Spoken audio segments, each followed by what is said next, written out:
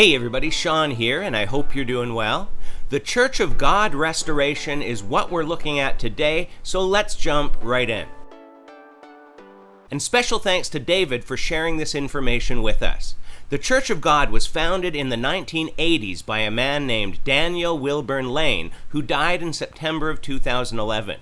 Members of this church believe that they are ordained by both prophecy and divine command to restore the Church of God as it was in the book of Acts, and they believe that it alone is the only true church. Whenever you hear a church say that it's the only true church, warning bells should go off, because that usually means that salvation can only be found if you're following the doctrines of their church, not in Jesus Christ alone.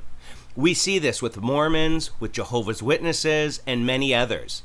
This mentality that we're supposed to restore the church as it was in the book of Acts is common today with groups like the Last Reformation and even the New Apostolic Reformation and its dominion theology. Like most cults, they have many rules to follow that may seem biblical but end up being burdens, and teach that even one sin can cause you to lose your salvation. Separation from the world applies not only to actions but to dress code. They wear only black and white clothes, no neckties or jewelry, no bright colors. Women don't cut their hair, and a bunch of other things. And they believe in excommunication and shunning just like the Jehovah's Witnesses do. Some other very controversial things are that they use the fear of hell to control members and make them obey church leaders. They reject the notion of the husband being the spiritual head of the family. And for many years, they did not believe in using any medical help, but only divine healing from God. As a result, several people died. This movement is growing and is now in 7 countries around the world. Like with the New Apostolic Reformation, they have appointed some as apostles, Ray Tinsman being the chief, sort of like Peter Wagner in the New Apostolic Reformation movement. But they have others as well, not to mention that they also have appointed some as prophets in the church. Today we'll look at some of their false statements, and I'll leave this link below so that you can check it out fully later. But first we'll hear Ray Tinsman admitting that they are guilty of brainwashing. A process of indoctrination or education that is coercive, persuasion, or thought reforming, commonly called brainwashing. We're probably guilty of that. You like that one? Can't take that out of context. The second one we'll look at is Ray saying that as apostles, they can write scripture. Could an apostle write scripture? Most all scripture was written by an apostle.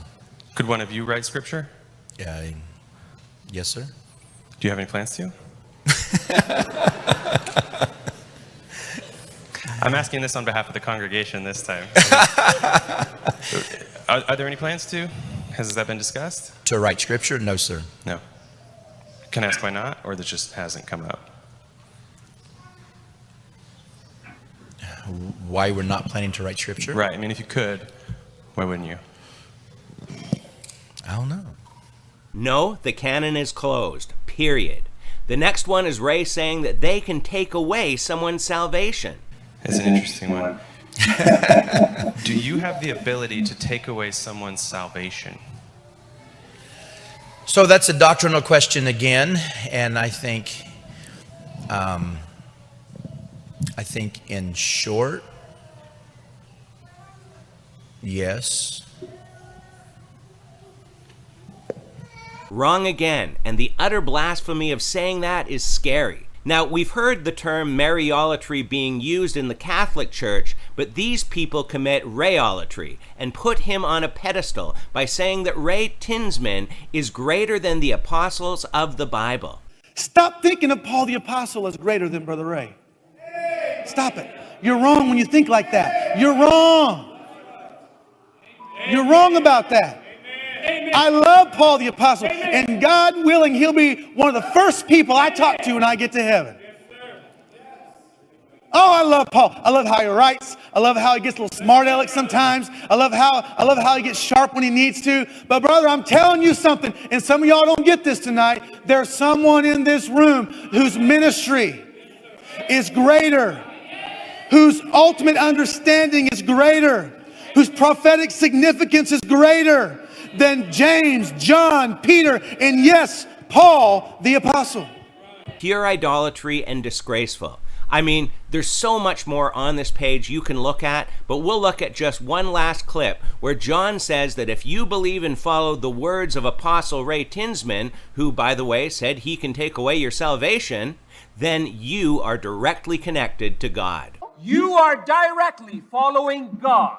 Tú estás directamente siguiendo a Dios. And if you believe and follow the words of Brother Ray Tinsman, Apostle Ray Tinsman, Y si tú sigues las palabras y la obra del hermano Ray Tinsman, you are apóstol, directly hermano Ray Tinsman, tú estás directamente connected to God. conectado con Dios. Folks, this is a straight-up cult, and it's amazing that so many people are blinded by this. All you need to do is compare what they say to what the Bible says, and you'll see what's wrong. If someone from this group is watching, please understand that salvation is by faith through grace, by repenting and putting your faith in Jesus' finished work on the cross. Works are a result of salvation, but following laws and rules and works will not gain you any salvation. And no human on earth has the power to take your salvation from you. With that being said, please leave your thoughts and comments below, and until next time, take care and God bless.